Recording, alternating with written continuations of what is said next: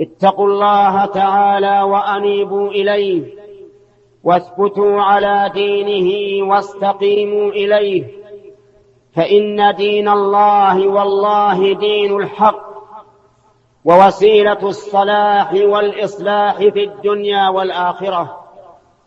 واحذروا الزيغ والضلال عن الدين، فإن في ذلك فساد الدنيا والدين، بل وفساد الآخرة.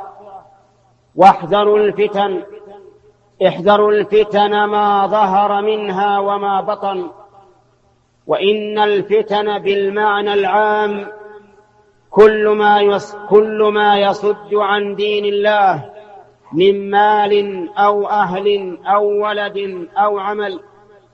يقول الله عز وجل: إنما أموالكم وأولادكم فتنة والله عنده أجر عظيم، فاتقوا الله ما استطعتم واسمعوا وأطيعوا.